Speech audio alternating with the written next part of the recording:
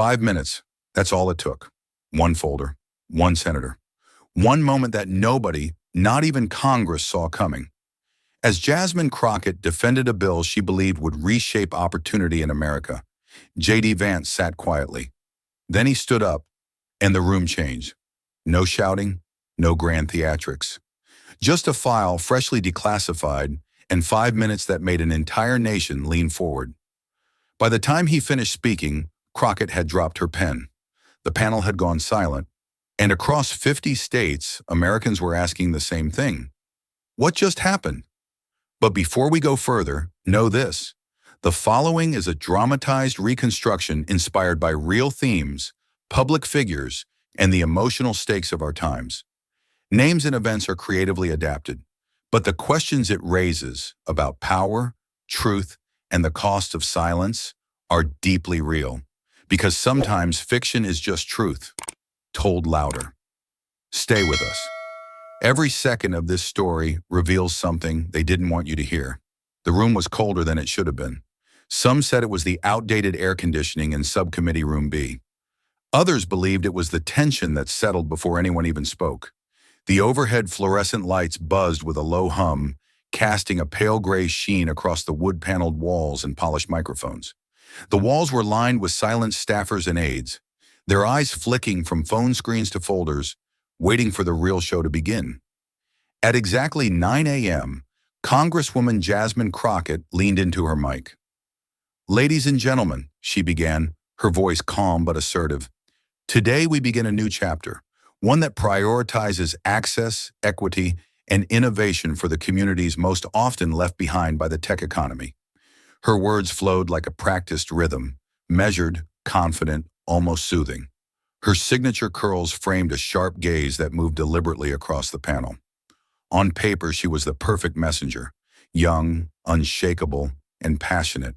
The proposal? A $2.7 billion initiative called the Tech Equity Fund, a bipartisan effort to redistribute federal resources toward minority-owned startups in the tech sector. But as she spoke, J.D. Vance didn't look up. He sat 3 chairs to her right, the nameplate in front of him catching a sliver of light. One hand rested on the desk. The other slowly turned the pages of the funding proposal, his thumb skimming the top corner of each page with clinical precision. Page 12. Budget allocation breakdown. Page 13. Oversight flowchart. Page 14. Something was off. He stopped. The page had a section with thick black redactions. 3 full lines blacked out with no citation, no footnote, no reason. He tilted his head slightly. No one noticed. Crockett continued, now explaining the projected job creation metrics and inclusive tech accelerators. Behind her, a digital presentation flickered to life on a monitor. Stock images of smiling engineers, neighborhood co-working spaces, statistics in bright blue fonts. The narrative was tight, the pitch flawless. J.D. tapped the tip of his pen against the desk. Once, then again. Then he started to circle the footnote beneath the redactions. There was no footnote, no sourcing, no federal marker code, just 3 missing lines where context should have been. His eyes narrowed, not in defiance, but in recognition. He'd seen this style of omission before, once in 2019 during a closed-door hearing on foreign technology procurement. The formatting was the same. The absence was louder than any speech in the room. It wasn't what she said, J.D. thought. It was what wasn't written that made him look up. He finally raised his gaze. Crockett was now discussing private sector partnerships, calling it a historic collaboration between federal innovation and underserved entrepreneurs. Her hands moved with grace as she spoke, an orator trained in rhythm, power, and tone. But J.D. wasn't looking at her now. He was scanning the table, watching the subtle nods from 2 senior Democrats, the fixed stares from younger representatives trying not to blink. One aide passed a note. Another texted under the desk. Then, barely noticeable, a man in a dark suit walked in from the side door and handed a slim red folder to a junior clerk. The folder bore a discreet black stamp, Declassified Section C authorization. The clerk didn't move toward J.D., but he would. J.D.'s jaw clenched. His fingers paused mid-circle. His eyes didn't blink. He didn't yet know exactly what the redactions meant, but his gut told him something no official memo would ever say out loud. This wasn't just a budget line. It was a breach waiting to be exposed. Outside the chamber, cameras rolled on muted screens. Reporters waited for sound bites. Twitter was already speculating on votes not yet cast. But inside, beneath the cool artificial light, a silence deeper than disagreement was forming. A silence built not from words, but from the 3 lines someone had tried to erase. And J.D. Vance, calm, watchful, deliberate, was the only one who had paused long enough to notice. J.D. didn't speak. Not yet. His eyes, however, were fixed. Not on the screen behind Crockett, not on the panelist pretending to absorb her pitch, but on the red folder that now rested 3 seats down, untouched in the clerk's hands. A minute earlier, it hadn't existed in this room. Now it carried weight no legislation could rival. The clerk glanced toward him just once, and that was enough. J.D. nodded almost imperceptibly. The exchange was so quiet, so practiced, it felt like choreography from a darker era of Capitol history. Crockett, still in control of the narrative, wrapped up her presentation with a smile that could sell sunshine during a storm. And that's why we believe the Tech Equity Fund isn't just policy. It's justice, she declared, earning polite applause from a few seated behind her. But J.D. didn't clap. He was already turning toward the folder. It slid into place before him with a faint thud. Thin, sealed, stamped in the upper corner. Section C, declassification. Internal use only. Clearance level 4A. He recognized the clearance type immediately. Years ago, during a Homeland Procurement Subcommittee audit, he'd handled something similar. Those folders didn't reach Capitol Hill by mistake, and certainly not in open session. He opened it slowly, keeping his body language neutral. If anyone noticed the tension in his jaw or the slight tremble in his fingers, they didn't show it.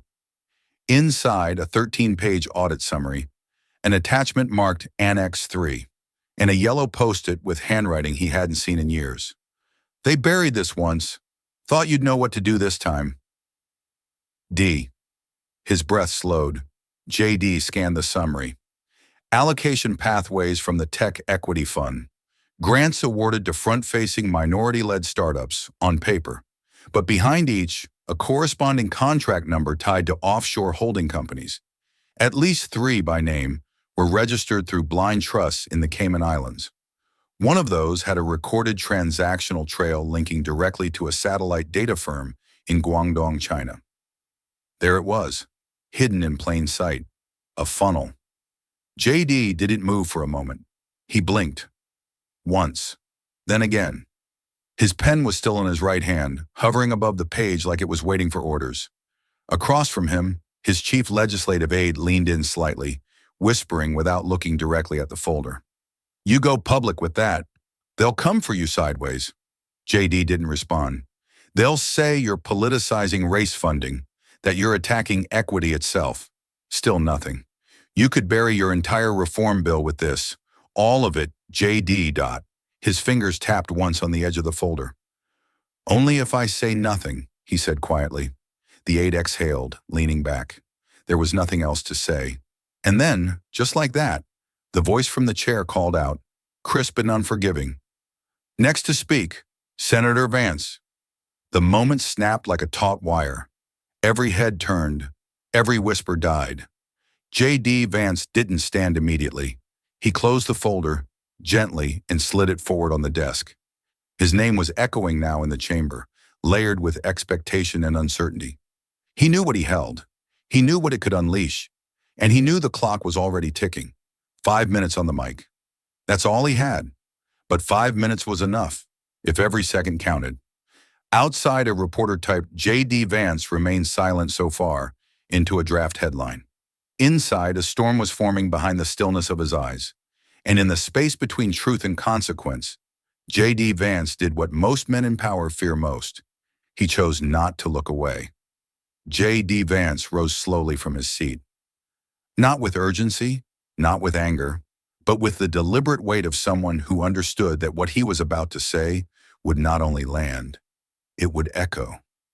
The chamber quieted further, as if the walls themselves anticipated something different. He didn't glance at the press pool. He didn't nod to the chair. He simply reached for the red stamped folder, now resting under his fingertips like a detonator waiting to be triggered.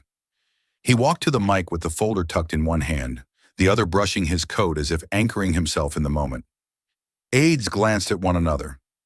Crockett, who had leaned back confidently after her opening remarks, glanced toward him now, more out of reflex than concern. At least not yet. JD stood still for a beat too long. Then he opened the folder. The silence in the room was no longer passive, it was charged. Every sound was sharper. The shuffle of a page, the buzz of a light overhead, the subtle squeak of a shoe against polished floor tile. JD didn't look up. He didn't preface. He didn't frame his words. He just began to read. Page 7, line 12. Disbursement approved upon verification of minority-led ownership structure. Secondary transfer authorization approved via offshore entity FJ02B. He paused. The words themselves weren't loud, but their implications screamed. A few staffers leaned in at once. Someone near the back whispered, "Offshore?" Crockett blinked, her expression flattening. She hadn't seen that clause before. She knew the document, had studied it for days, but the version she'd reviewed didn't include those exact words. Something was missing, or rather, something had been hidden. JD raised his eyes just once, scanning the room. Not with accusation, with clarity. 3 lines, he said, voice even. 3 lines that were redacted from the version we were all handed this morning. 3 lines that reveal a secondary channel of funding. 3 lines that shift this from a program about opportunity to one that includes a foreign-controlled shell company in Shenzhen. Gasps weren't allowed in official hearings, but they happened anyway. Quiet ones, audible enough to feel. Crockett sat forward now, her hands linked tightly together on the desk. JD continued, slower now. The firm listed as the recipient has a mirrored board of directors with known Chinese government ties. One of those directors also sits on the advisory board of a satellite technology subsidiary, currently under restricted surveillance review by the Department of Defense. There was no movement in the chamber, just breath and disbelief. He closed the folder. For the record, he said, his voice low but clear, this clause was quietly added to an internal addendum not made available to this committee. It was declassified 36 hours ago, not by accident, but because someone believed the American people deserved to see what we weren't supposed to. His words settled like ash in the room. Jasmine Crockett didn't interrupt. She didn't object. For the first time that morning, she had nothing to say. JD looked directly at her, not with triumph, but with stillness, and then he leaned slightly toward the mic and said, "Some truths don't need spin, just sunlight." Then he stepped back, slowly, without fanfare, returning to his seat as the weight of what had just been said began to ripple outward in every direction. The room had cracked, and it wasn't done breaking. JD Vance hadn't sat for more than 30 seconds before he reached for the small black remote beside his folder. There was no pause, no dramatics, just a soft click, and the room dimmed as the large wall monitor behind the committee table flickered to life. The official slide template of the U.S. Senate Committee on Technology and Economic Equity appeared, clean and formal. Then came the first image, a company logo, Lunary Supplied Systems. Beneath it, in small print, recipient, $48.2 million in fiscal year 2025 disbursements under the TEF Tier 2. JD spoke without looking back at the screen. This is one of the top recipients of Tech Equity Fund support this fiscal year, he began. His voice was calm, even surgical. Its listed CEO, Jada Ellison, is a U.S. citizen and registered Democratic donor, but its legal controlling entity, Ellison Innovations, is a shell company registered in Singapore. Click. Next slide. A flowchart, sharp and color-coded, yellow arrows, red boxes, gray text.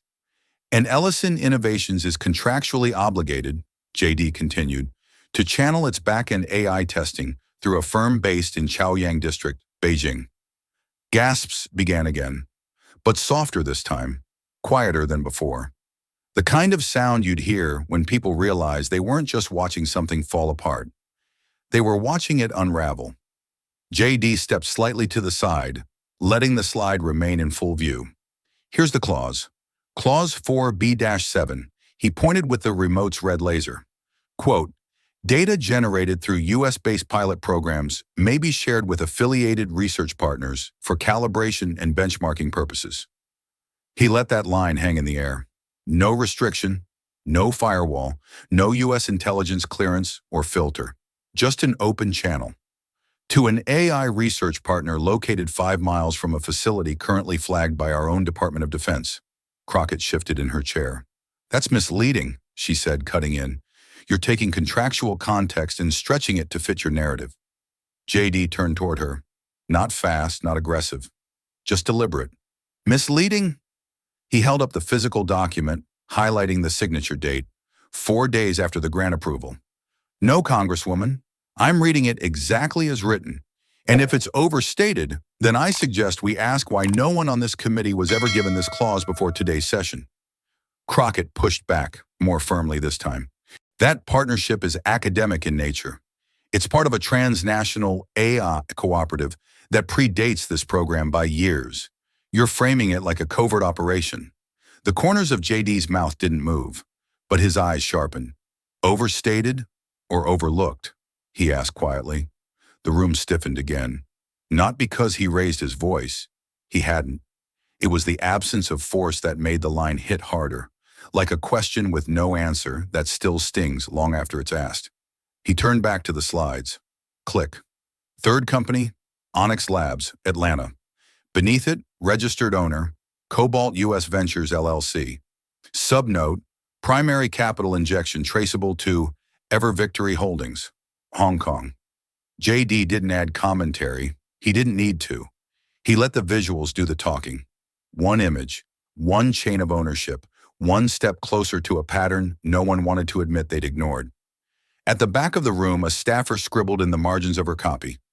Another quietly picked up his phone and walked out. And still JD continued. Not with anger, but with something far more dangerous. Clarity. By the time the final slide appeared, a side-by-side map showing domestic job claims versus server relocation sites, the entire room had stopped pretending this was still about equity. This was now about exposure, not just of funds, but of something much harder to repair, credibility.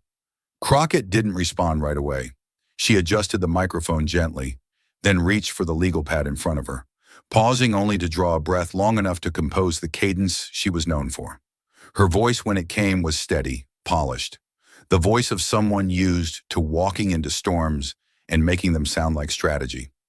This fund, she began, is about inclusion and innovation. It's about correcting decades of imbalance in who gets funded, who gets access, and who gets to build the future. JD remained still, arms crossed loosely. The final slide behind him was still glowing, a web of shell companies and flag locations, but he didn't move to change it. He wanted the silence to settle there like dust. He wanted her words to rise in contrast against it. Crockett leaned forward, finding her rhythm. I don't question your patriotism, Senator, but when you take a program designed to uplift neglected communities and filter it through suspicion and foreign fear, you risk undermining the very people we're trying to protect. Some members nodded. A few aides clapped softly. There was power in her posture, no doubt. JD could see it. So could everyone else. But beneath the control, there was something different this time. Her fingers were tapping the desk, almost imperceptibly. Not rehearsed, not part of the performance. JD uncrossed his arms. I received this last night, he said, pulling a single folded sheet from his breast pocket. It's from a Marine Corps veteran, served in Fallujah, worked tech support at a steel plant in southern Ohio before it shut down. His words, not mine. He unfolded the letter, cleared his throat, and read, I don't care what skin color runs the company. I care whether they're building here, hiring here, and protecting here. Inclusion doesn't mean betrayal, and I'm tired of people pretending it does. The room was quiet again, not from shock, but from recognition. Crockett's expression didn't break, but her body leaned back a fraction. Her eyes dropped momentarily to her notes. Her political armor, so often impenetrable, now showed something rare, A pause. Not retreat, but recalibration. JD wasn't done. He pulled the red folder back into frame and turned to page 9, reading slowly now, clearly, enough for every syllable to land. Disbursement Tier 3 applicants with international affiliations may qualify for cross-border operational support, provided primary functions remain U.S.-based. He looked up. That line, he said, was not in the version of the bill circulated to this committee. It was tucked into an internal memo labeled Operational Flexibility Clause. A murmur passed through the room.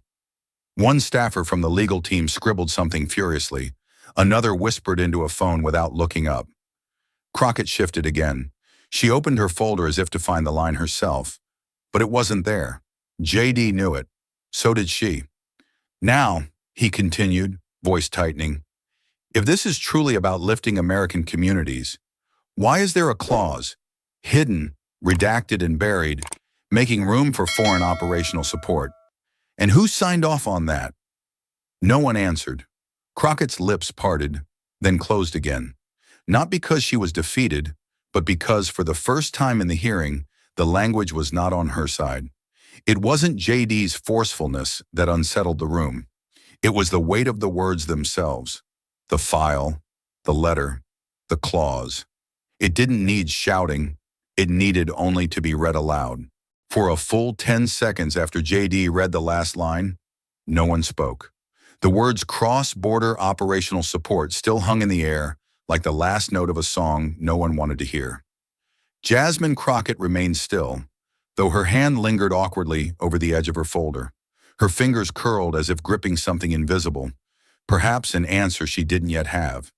Then, almost without sound, a Republican congressman 2 seats down from JD slid his notepad closed. Not aggressively, not as protest, just finality. He didn't even look up as he did it. He folded his hands atop the leather cover and stared straight ahead. The movement, though small, felt louder than any objection. A few feet behind him, a staffer in a dark blazer, Democrat, based on the committee tag, stood quietly and stepped out through the side door. No explanation, no eye contact. Just a smooth, practiced exit like someone who knew this hearing had turned from messaging opportunity to containment emergency. JD noticed both movements.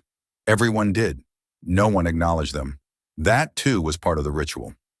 He returned to the mic slowly, folding the red folder shut as he moved. I'm not against inclusion, he said plainly. I've voted for it. I've marched for it. But what we're looking at here, what you're all seeing now, this isn't about who gets to participate. He held up the folder, tapping once against its spine. This is about who gets to hide behind participation.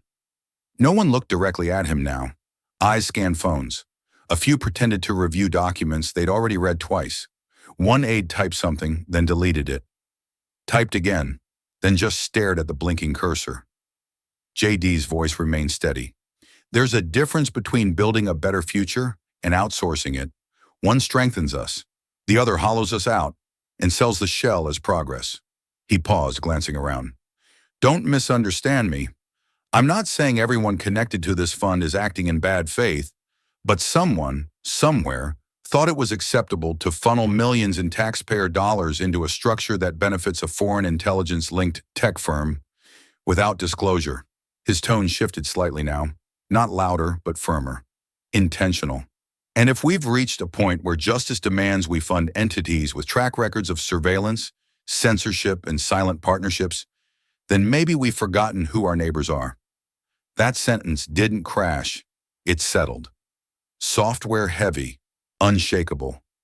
Crockett's eyes stayed locked on him now, not in challenge, but with something slower. Measured.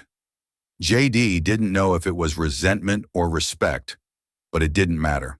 What he knew was that she wasn't trying to interrupt anymore. Behind them, the monitor screen dimmed to black.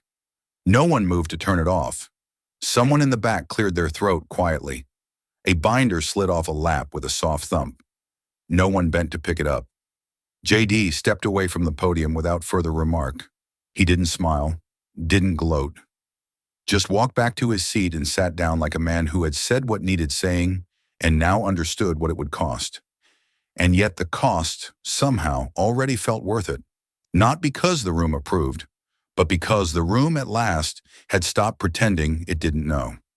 By the time J.D. Vance stepped out of the Capitol side entrance, the story had already broken. The headlines moved faster than his footsteps. J.D. Vance exposes foreign leaks in domestic fund.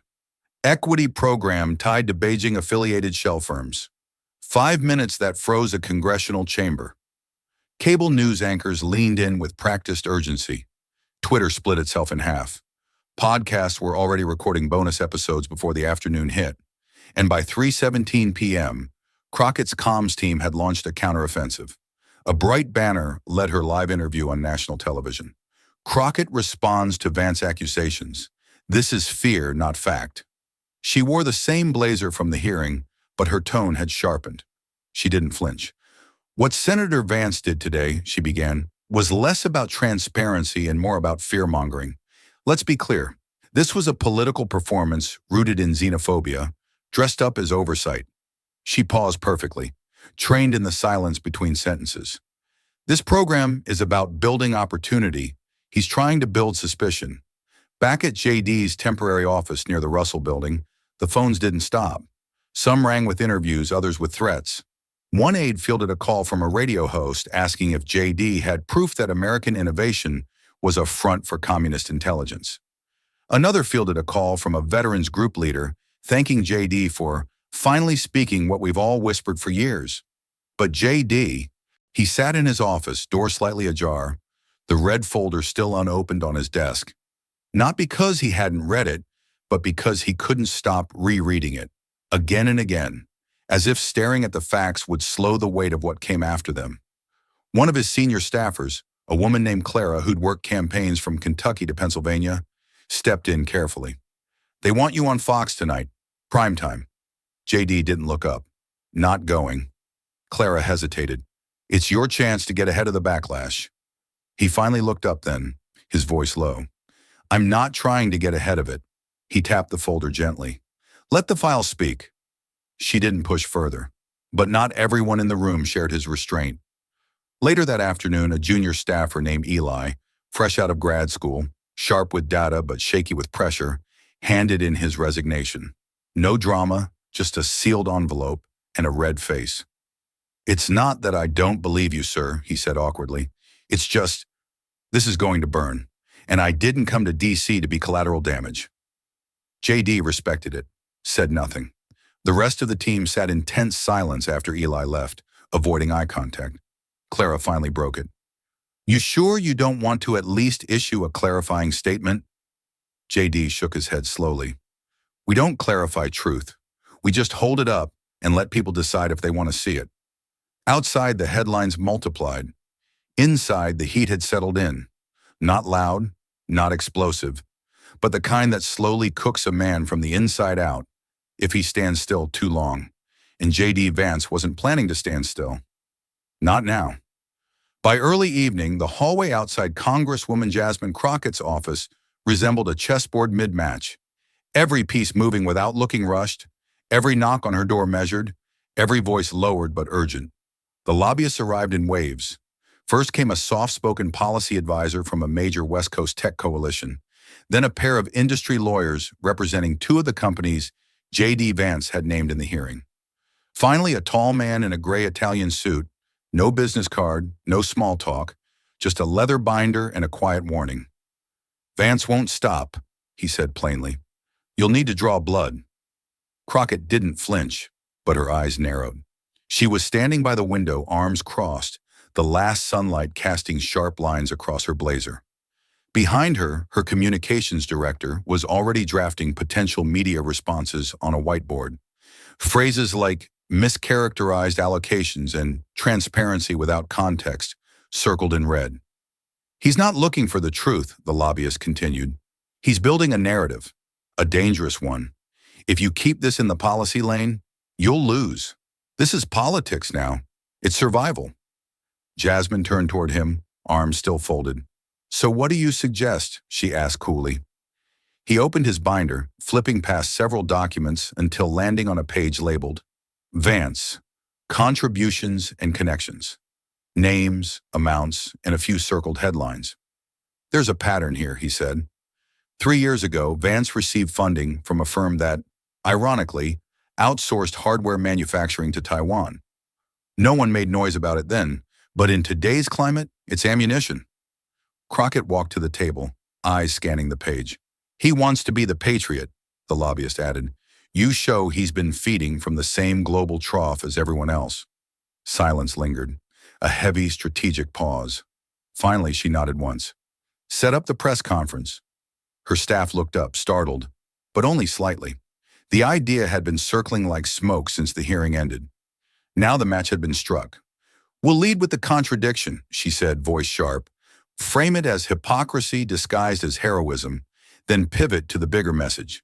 This is about underserved communities being weaponized as pawns in a larger power game.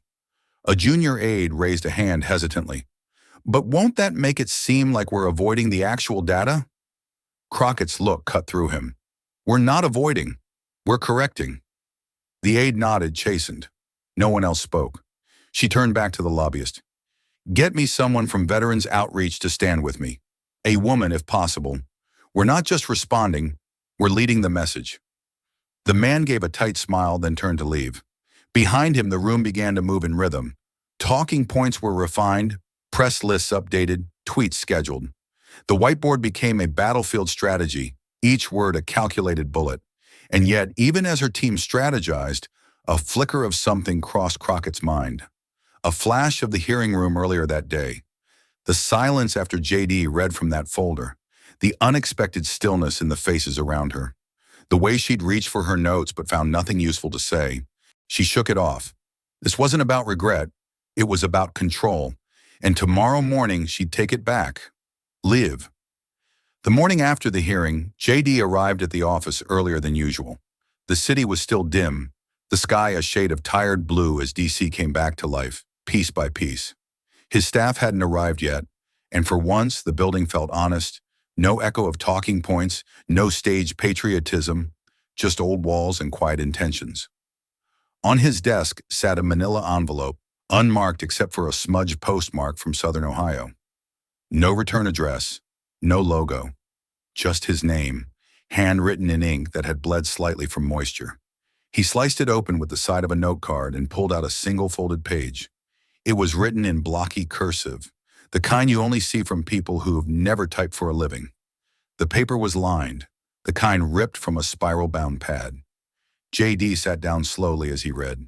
Dear Senator Vance, I worked the line at Monroe Steel in Rust Hollow for 31 years. I was there when the first machines came in, and I was there when they told us the machines were going overseas. I trained a guy to replace me. He got laid off 6 months later. I don't know much about equity funds or shell companies, but I know what it feels like to hear words like progress and innovation right before someone takes your job and your town with it. No one asked us if innovation meant disappearing. They just called it the future and said we'd understand eventually. Well, I don't. But yesterday, I saw that hearing. I saw you read what no one else would. And I just wanted you to know. Someone out here noticed. JD didn't move for a long moment. He read it again, slower the second time. The words weren't polished. They weren't political. That's what made them land harder. He stood, crossed the room, and pinned the letter to the corkboard above his desk, right beside the original grant memo from the Tech Equity Fund. 2 pages, one from the system, one from the people it forgot. That contrast, he realized, was the entire fight. When Clara entered 15 minutes later, coffee in hand and voice already listing the day's meetings, she stopped cold as she noticed the note. Who wrote that? JD didn't turn. Someone who never got asked before now. She stepped closer, read the lines, then looked at him. You're going to move on this, aren't you? He nodded once. I'm filing a motion to audit the fund. Full financial trace. I want the entire disbursement tree, from the grant recipients to the final subcontractors. She didn't argue. She knew better. She also knew what came next. You'll lose support, she said. Maybe even committee privileges. JD finally turned, voice measured. Then they'll have to put on paper why they didn't want to look. He walked past her, picking up the red folder as he did. It felt lighter now, not because the burden had shrunk, but because the silence around it had broken. By noon, the motion had been submitted.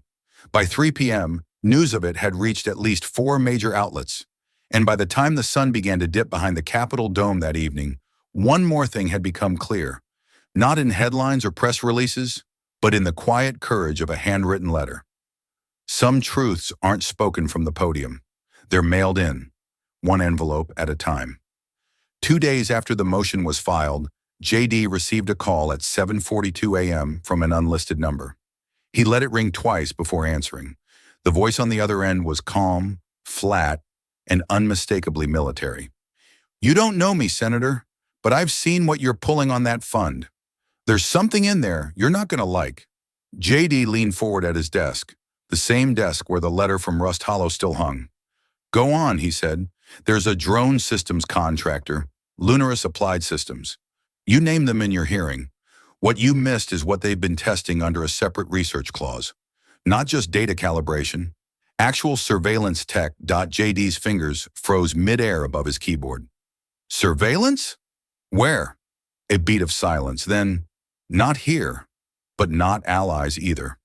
The voice gave a time and a place. No names, no further questions. 3 hours later, JD walked into a coffee shop in Arlington, wearing a ball cap and no staff.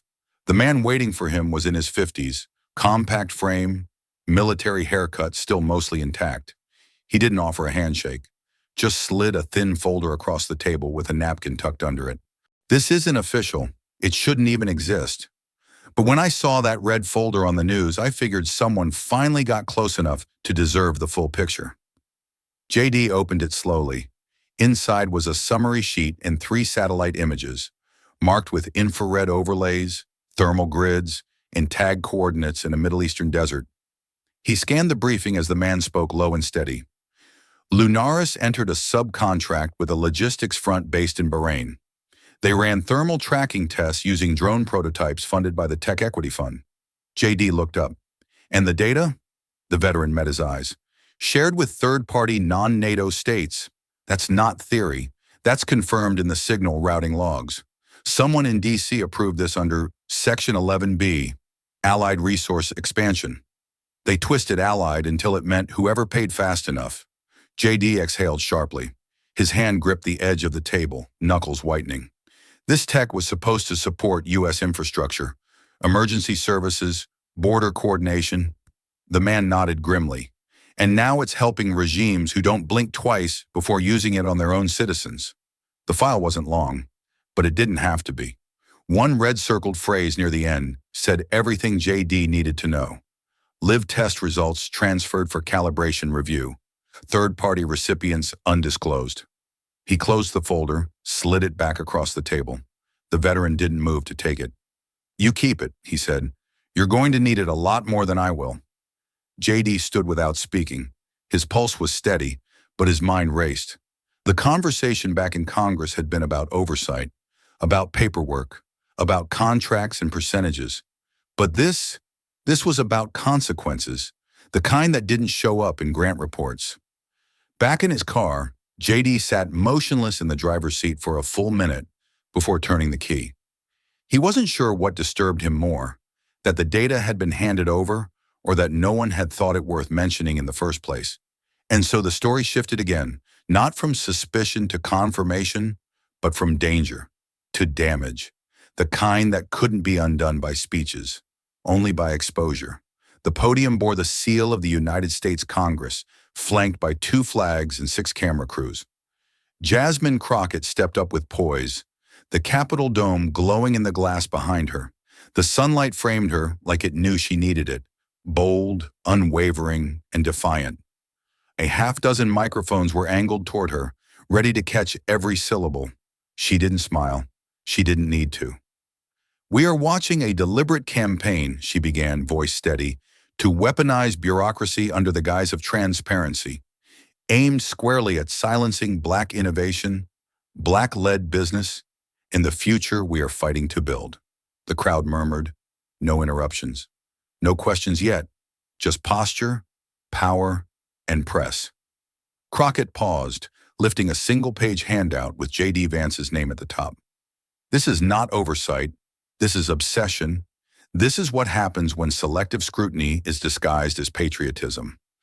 When men who've never lived in our communities start dictating which of our solutions are safe enough for their standards. She stepped back, letting the line breathe, then continued. Let me be clear. The Tech Equity Fund isn't perfect, but it is ours. It was built to correct decades of exclusion. What Senator Vance is doing is not a defense of national security. It's a disguised attack on racial progress, dressed up in flags and folders. The applause started slowly, organized, deliberate, but it built fast. Behind her stood figures from civil rights coalitions, local mayors and tech startup founders, young, diverse, polished. Their presence wasn't incidental. It was message architecture. JD's name trended online before she even stepped away from the mic. Hashtag Vance's progress. Hashtag defend black innovation. Hashtag this SWAT silencing. Looks like inside his office, JD stood in front of the muted TV, arms crossed, the same red folder resting on the windowsill beside him. He watched the broadcast without reaction, the closed captioning flickering beneath Crockett's carefully calibrated delivery. Clara entered behind him, holding her tablet. She just called for a formal censure, she said. Civic coalitions are backing her. Progressive Caucus released a statement in support. JD didn't respond. His eyes were fixed on the screen, but his thoughts were still in Arlington. Still back in that file with the phrase third-party recipients undisclosed. The headlines screamed emotion. The sound bites played well. But the data, cold, unglamorous, undeniable, was still sitting exactly where he left it. Untouched.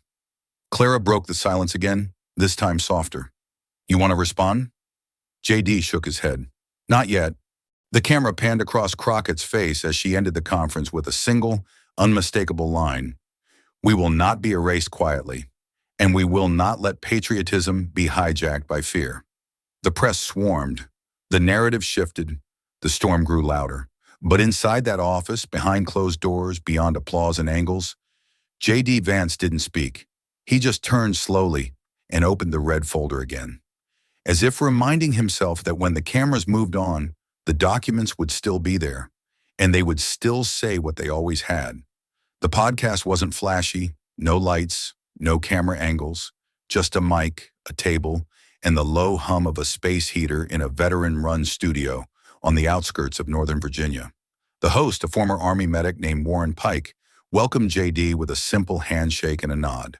No PR team, no press kits, just coffee and the weight of knowing this conversation wouldn't trend, but it might matter. Let's get to it, Senator, Warren said, voice gravelly. You've stirred a storm. What made you do it? JD sat back in his chair, fingers resting against the mug without drinking. There was no script in front of him, just the letter from Rust Hollow folded in his coat pocket, like an anchor he didn't need to read to feel. I didn't do it for politics, and he said, I did it because I know what it feels like to drive through a town that used to matter and realize it's not even a gas stop anymore.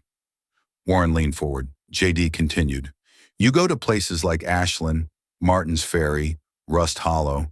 They've got old mills and silent factories. No broadband, no bank branches, just a war memorial, a closed diner, and a whole generation who think nobody in D.C. remembers they exist. He paused, letting the stillness settle. This fund was supposed to be about correcting injustice, JD said quietly. But when that correction becomes another machine that forgets the working class in favor of global partnerships, then we've repeated the same sin in a different suit. Warren nodded once, didn't interrupt. That was the difference in rooms like this. They didn't clap, they just listened. Meanwhile, across town, the lights in the National Broadcast Studio were already warming up. Jasmine Crockett's name ran across the bottom ticker of the evening primetime show. Her image, sharp, radiant, prepared, appeared in preview screens across 100 newsrooms. Her team had selected the perfect sound bites, the sharpest facts, the most cutting rebukes of JD's record. She was scheduled to appear in exactly 20 minutes. The Chiron read, Crockett responds, equity or exploitation. Outside the two rooms, one hushed, one lit, America watched. Public polls released that same morning showed a clear fracture line. 43% said JD had uncovered something troubling. 45% said he was fueling racial distrust. 12% were undecided, but leaning louder by the hour. Twitter was a war zone. YouTube comment sections, worse. Facebook feeds read like two countries arguing across the same flag. And in the middle of it all, the image lingered. Two microphones, two stories, one nation listening to itself in split screen. Warren ended the podcast with a simple question. You think they'll come after you harder now? JD didn't hesitate. They already are. Then after a beat, he added, but if we let fear decide when to speak, then we never say anything that matters. No outro music, no applause. Just the click of a stop button and the quiet thud of a man standing up from a chair he hadn't wanted, but had to take. The country wasn't just debating policy anymore. It was picking sides of a mirror, and only one side had seen its own reflection before it cracked. The vote wasn't loud, it didn't need to be. 7 committee members, 5 votes against, 1 abstention, 1 silent, eyes down, fingers fidgeting against a stack of untouched briefing papers. The motion to audit the Tech Equity Fund was denied in under 4 minutes. No deliberation, no public comment. Just a quiet burial, dressed in procedure. J.D. Vance sat through it without flinching. He didn't argue. He didn't lean into the mic or demand a roll call. He simply watched the hands rise one after the other until it was over. The chair cleared his throat, eyes avoiding J.D.'s direction. The motion is declined. We now move to calendar item 14. J.D. stood before they got to item 15. By the time he returned to his office, the signs were already showing. His official Senate email inbox, once cluttered with caucus briefings and morning talking points, was nearly empty. The daily internal memo from the Oversight Caucus was missing. A file clerk from his team checked and confirmed it. JD's name had been quietly removed from the distribution list. One of his staffers, a young woman named Mara, leaned into his doorway mid-morning with a tablet in hand and worry in her voice. They're shutting you out, she said. JD looked up from the red folder he was rereading for the 10th time. I know. They're cutting off communications. You're not even looped into the ethics amendments anymore. He nodded slowly. They want you boxed in, she added. Quiet, marginalized. JD closed the folder and set it aside. Good, he said. Mara blinked, confused. Good? JD stood, stretched his shoulders like a man coming out of armor, and walked toward the window. If they think I'm boxed in, they won't see me coming. The words weren't dramatic. They were measured. A signal, not a slogan. Outside, the Capitol lawn shimmered in the late morning heat. Tourists with phones, school groups with matching t-shirts. The image of democracy as it appeared in brochures. Inside, the machinery was different. Silent, invisible, and calibrated to bury inconvenient voices beneath layers of procedure and smiles. But JD had expected this. What he didn't expect, what stung more than he let on, was the silence from supposed allies. No calls, no messages, not even polite excuses, just distance, strategic silence. He returned to his desk, opened a notepad, and began writing a list. Not names, not enemies, just threads. Things that didn't add up, inconsistencies buried inside grant allocations, international partnerships, missing third-party disclosures. If the system wouldn't investigate itself, he'd do it from the outside. Mara stepped into the office fully now, tablet still in hand. They also blocked your press release from the caucus newsletter. JD didn't look up. Then we start our own thread. You want me to send it direct to reporters? No, he said, to the public, unfiltered. I want people to see the memo, the full version, no redactions, no headlines, just the words. She hesitated, then nodded. On it. He leaned back, exhaled, and stared once more at the corkboard, still pinned with the letter from Rust Hollow. The vote had failed. The doors had closed, but something in him had clicked open. He didn't need their permission anymore, only their attention. The email came from a burner address with no subject line and one attachment. It arrived at 3:06 a.m. JD was already awake. Sleep had come in patches lately. Thin layers of rest interrupted by flashing headlines and the weight of silence from inside the Capitol. He sat alone in his home office, a single desk lamp casting long shadows across the room. He clicked open the message with practiced caution, fully expecting a smear piece, a doctored meme, or something worse. What he saw instead made him stop breathing for a moment. It was a photo, grainy but sharp enough to tell the story. Two long metal crates, marked with barcode tags and serial numbers, being loaded onto a cargo container. The dock wasn't labeled, but the background gave it away.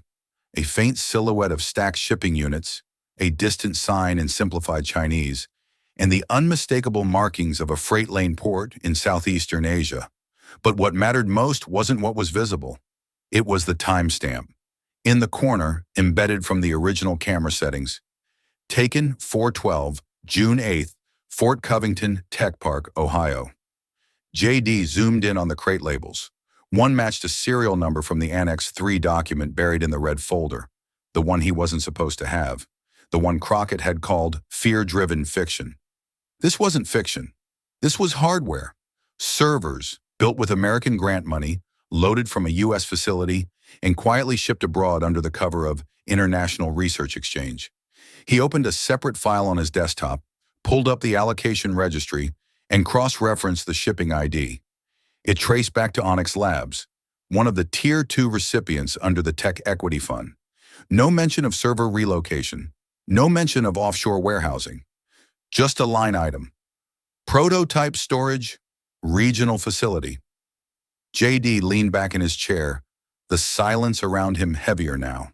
Not because he was unsure, but because he knew exactly what he had and how many people would try to deny it. By 9 a.m., he had printed the photo, annotated it with grant references, and scanned it again for publication. Clara was the first to see it. Her eyes narrowed as she studied the timestamp. Who sent it? JD shook his head. Doesn't matter. She looked back at the image. This is the shot. This breaks it open. JD nodded once. They'll say it's fake, she warned, that it's misinterpreted. Then let them say it in print. She hesitated. No one in the major outlets will run it, not without official clearance. I'm not going to the majors. He opened his contact list, scrolled past networks and columnists, and landed on a single name, Kent Braverock, editor-in-chief of the Ohio Rust Tribune, a paper that had once printed JD's op-ed about factory layoffs when no one else would touch it. An hour later, Kent picked up after the second ring. Still stirring up trouble, Senator? Only when it stinks enough, JD replied. He sent the photo with a full briefing, no spin, no edits. Kent's only response after viewing it was 5 words. We'll run it by noon. That was all JD needed. He didn't want control of the narrative. He wanted proof outside their control, something they couldn't recall, reframe, or redact. And in one photo, grainy, time-stamped, undeniable, he finally had it.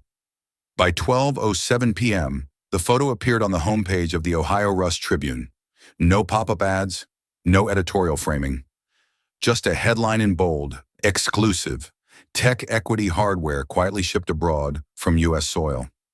The image sat below it, stamped, dated, and captioned with one question. Where is the accountability?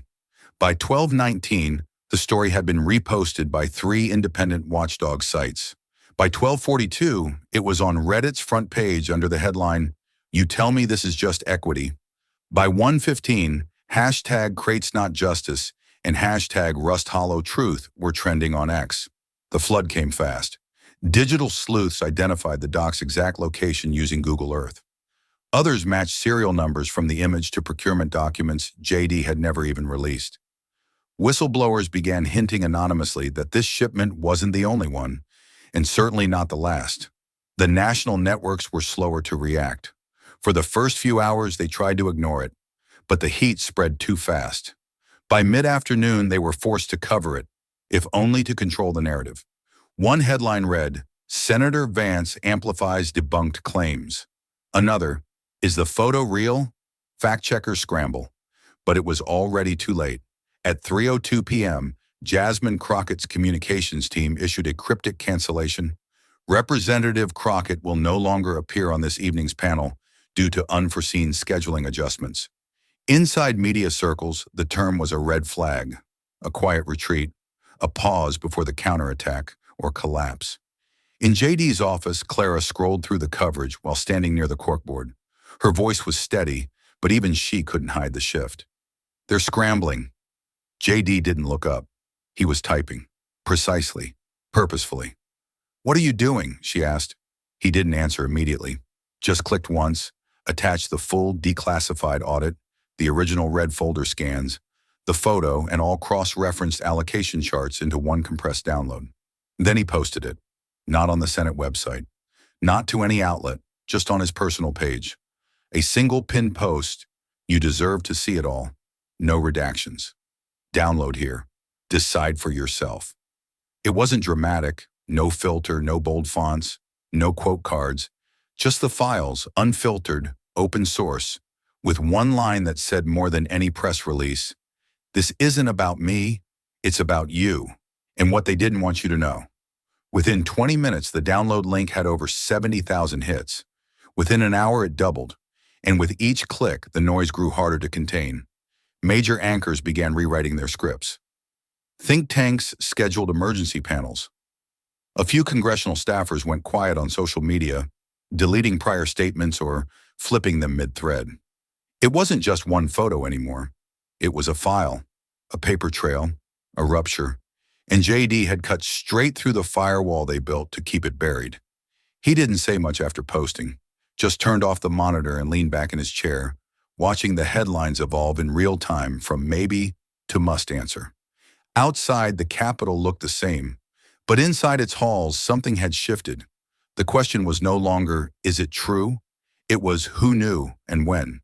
And in the digital silence that followed, the spark JD had struck found its oxygen and spread. The chairs were the same. The nameplates hadn't moved. Even the faint hum of fluorescent lights overhead sounded identical, but the room felt different. This time, the cameras were on. C-SPAN was live. Reporters lined the back wall, typing mid-breath. A low murmur rippled across the audience seating. Journalists, staffers, a few civilians lucky enough to get in early. Everyone knew what this was. Not just another hearing, but a reckoning. J.D. Vance stepped into the room alone, carrying the same red-stamped folder he'd held weeks earlier. Except this time, it wasn't closed. It was wide open, dog-eared, annotated, and ready to speak without apology. He walked to the podium deliberately, his steps steady, his expression unreadable. When the committee chair nodded his way, J.D. didn't ask for opening remarks. He just opened the folder and began. "Section 11B, he said, voice calm but projecting. Page 14, subclause 6. He lifted the page so the front row could see. This clause was removed from the public-facing version of the grant agreement provided to this committee and the American public. He read the lines slowly, clearly. Compliance authorized in exchange for domestic discretion. Silence. Not the respectful kind, but the uneasy kind. The kind that settles when a room collectively realizes it's heard something it shouldn't have, and yet knows it was always there. J.D. lowered the page slightly and let the meaning settle. "This isn't legal jargon," he said. "This is leverage. It's the type of language you use when you want to fund something quietly and still have a way out if it goes public." A staffer from across the aisle whispered something into their senator's ear. The senator stiffened, but said nothing. J.D. continued. "This clause, in plain terms, allowed foreign-linked contractors to receive federal grants for U.S. technology development, so long as they agreed to keep the relationships under wraps and out of public scrutiny. It's written with plausible deniability baked in, but the intent couldn't be clearer." He turned another page. Page 16, Addendum B. Recipients may subcontract operational analytics to offshore entities under condition of non-disclosure. He looked directly at the chair now. This is what funded the drone tests. This is what shipped servers out of Ohio. This is what allowed an equity program to become a pipeline. Cameras clicked. Fingers flew across keyboards, but no one interrupted. J.D. closed the folder, not out of finality, but out of necessity. "I'm not here to perform. I'm here because the people in towns like Rust Hollow and Monroe and Ashland trusted that we knew what these words meant when we signed them." He paused. They trusted that discretion wouldn't mean deception. Across the room, one Democratic member adjusted their glasses and looked down, not out of guilt perhaps, but out of calculation. Others shifted in their seats. Behind JD, the gallery stayed quiet. No applause, no commentary, just breathe. The committee chair cleared his throat, preparing to move to the next item. But before he could speak, JD leaned into the mic once more. You can redact a document, you can bury a clause, but you can't redact a consequence, and you can't bury what people already know. Then he stepped back from the podium. No notes, no spin, just the truth, spoken aloud, in the room where it should have been the first time. Crockett didn't move at first. The folder in J.D. Vance's hands had just closed, the echo of his final words. You can't redact a consequence, still floating in the room like dust.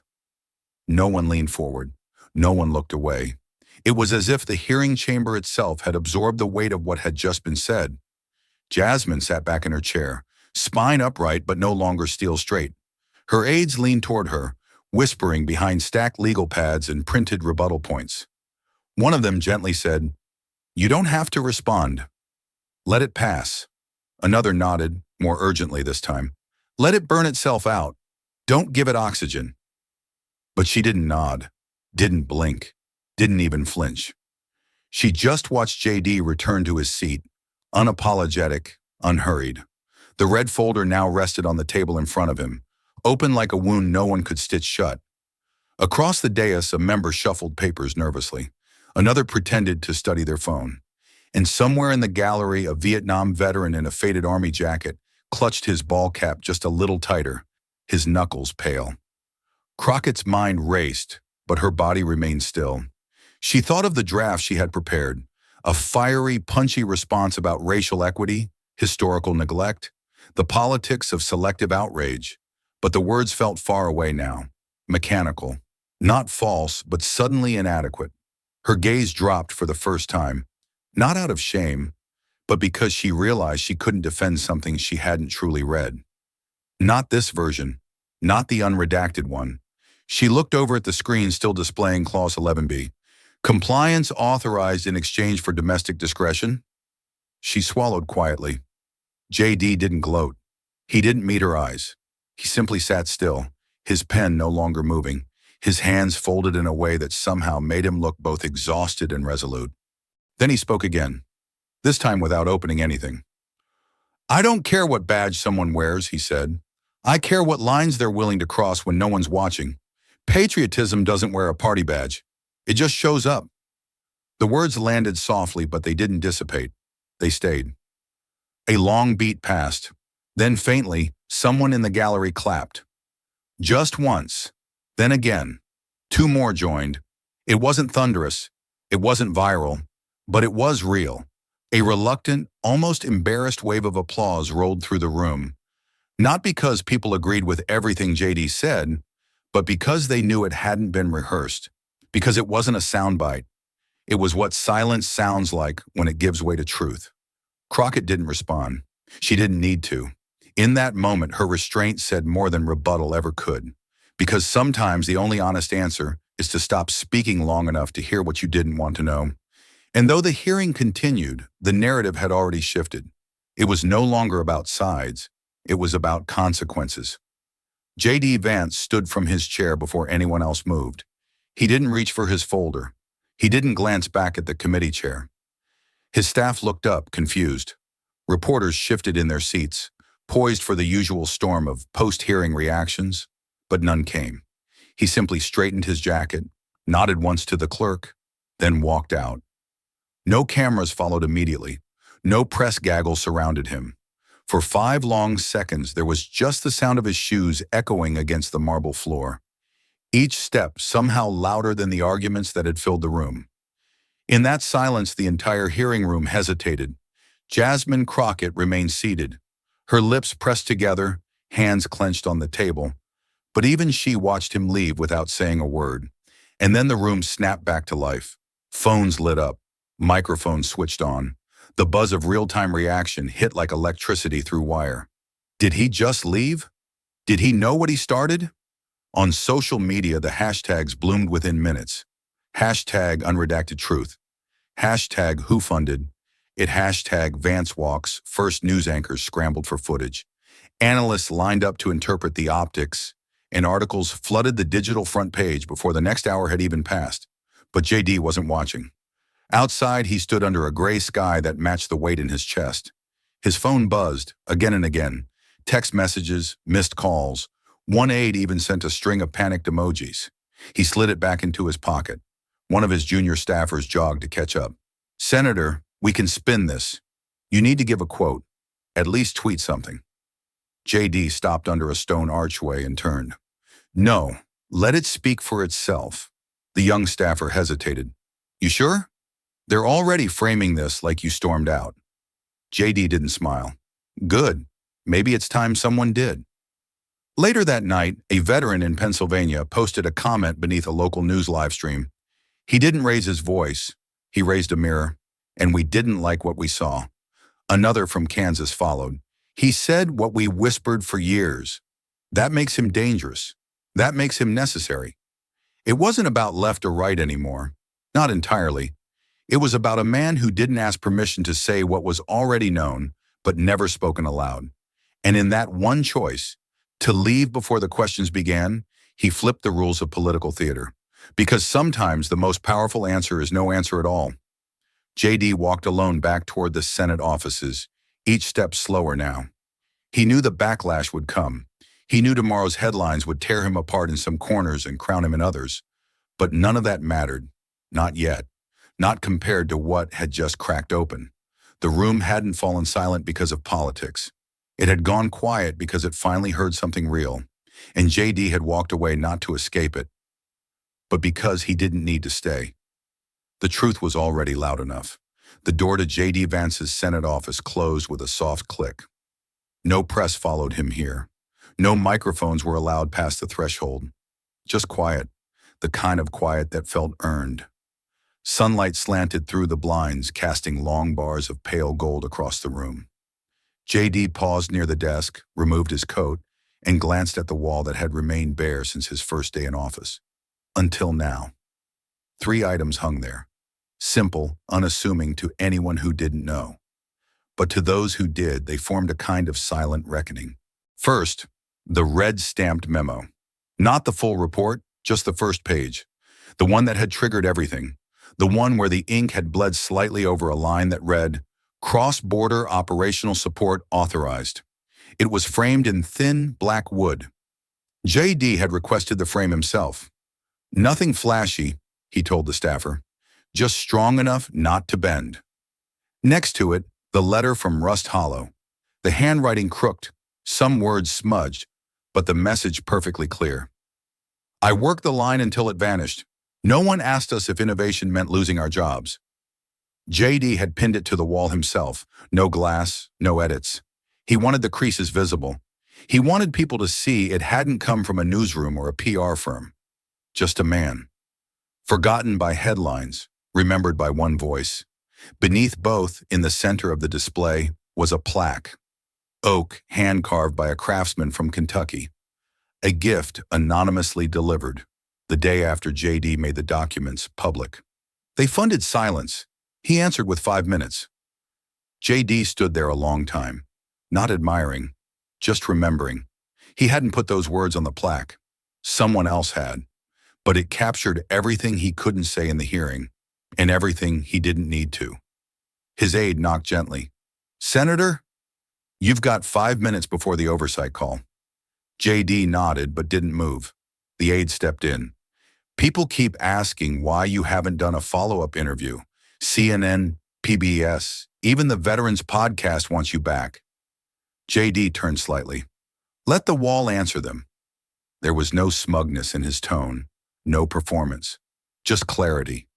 He wasn't interested in being viral. He wasn't chasing applause.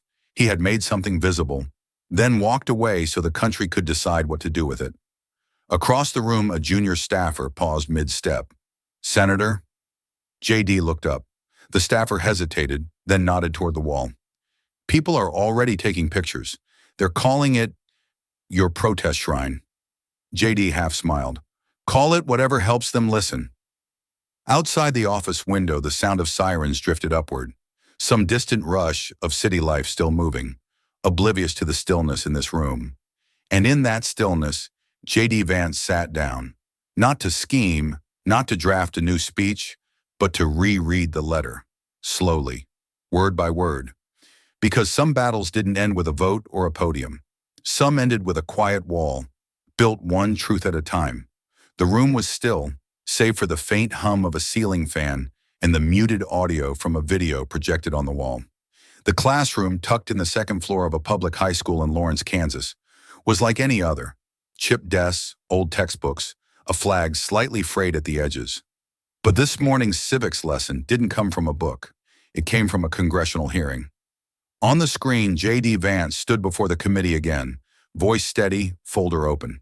The recording showed no dramatic gestures, no theatrics, just the measured delivery of a man who decided silence was no longer an option.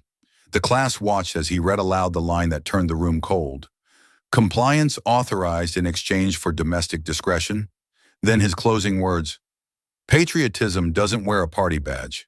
It just shows up. The video ended. No one spoke at first. It wasn't the kind of silence that demanded attention. It was the kind that settled in, made you feel like speaking too soon would erase what you just heard. Finally, a hand rose from the second row. It belonged to a quiet student, Sam, who usually avoided eye contact and rarely spoke above a whisper. Why didn't she fight back? He asked, referring to Jasmine Crockett, who had been silent as the committee room shifted around her. The teacher, a woman in her 50s, with a calm voice and worn wedding ring, paused. She could have, the teacher said gently. She's known for her fire, but sometimes silence doesn't mean defeat. Sam furrowed his brow. The teacher walked to the board, picked up a dry erase marker, and wrote one word in capital letters. Heard. She didn't need to speak, because in that moment, she wasn't ignored. The teacher explained. Sometimes silence means she heard it, and maybe, just maybe, she needed to. Another student mumbled, so, like, he won? The teacher smiled faintly, eyes still on the board. This wasn't a fight to win. It was a moment to witness. From the back of the room, someone muttered, feels like one of those things they'll show in documentaries someday. The teacher didn't argue. She just clicked off the projector and let the quiet return. Outside, the hallway bell rang. Chairs scraped, backpacks zipped. But a few students lingered, eyes still on the frozen image of JD at the podium, paused mid-sentence. A legacy doesn't always come with medals or headlines. Sometimes it arrives in a Kansas classroom, in the voice of a teenager asking why silence spoke louder than fury. And sometimes the answer is, because someone finally listened. The podcast studio was quiet, its walls lined with soundproofing foam and shelves of worn books. A single microphone stood between J.D. Vance and the host, a young veteran-turned-journalist who'd invited him not for politics, but for closure. The host leaned in, voice steady but warm. If you could go back, he asked, knowing what it would cost, the backlash, the isolation, the smear campaigns, would you still open that folder? J.D. paused, fingers lightly tracing the rim of his coffee mug. There was no need to stall for time. The answer had lived in him for months. He let a quiet smile rise at the corner of his mouth. Not smug, not bitter, just certain. I'd do it again, he said calmly. But next time, I'd bring a second copy, just in case they try to lose the first. The host chuckled softly but said nothing more. He knew when a moment didn't need to be filled. JD's voice, clear and resolute, hung in the air even after the recording stopped. The room remained still. No applause, no dramatic music, just the hum of truth being released into the world. As he stepped outside into the early dusk, the wind nudged a campaign flyer across the sidewalk. Faded colors, forgotten slogans. JDD didn't look down. He kept walking. Back inside the studio, the producer cued the outro. On the screen where the episode would end, the words appeared in plain white letters over black. Truth doesn't need permission, just someone to read it out loud. And somewhere, in homes across the country, someone leaned a little closer to the speaker. Not because JD shouted, but because he didn't. This story reminds us that silence is not always surrender, and that truth, even when whispered, can shake walls more than thunder. J.D. Vance's quiet defiance wasn't about ego or spectacle. It was about duty, about showing up for those who no longer had a voice in rooms where decisions were made. His courage to speak and Jasmine Crockett's choice to listen reflect a rare moment in public life, when politics gave way to principle. In the end, the story isn't about winning an argument. It's about reminding us that democracy depends not on noise, but on integrity. Question for you. Have you ever witnessed a moment where someone's quiet courage changed everything? What did it teach you about truth and leadership? If this story touches you, don't let it stop here. Like, share, and subscribe to JD Stories, where every voice matters and every story echoes far beyond the screen. This story is a fictionalized and dramatized narrative created for educational, inspirational, and storytelling purposes. While it may be inspired by real public events, people, or societal issues, it includes imagined dialogue, reconstructed scenes, and character interpretations meant to highlight broader themes of justice, dignity, and resilience. Any resemblance to actual events or individuals beyond public knowledge is purely coincidental. We do not intend to defame, mislead, or harm, but to invite reflection and meaningful conversation. Thank you for watching JD Stories.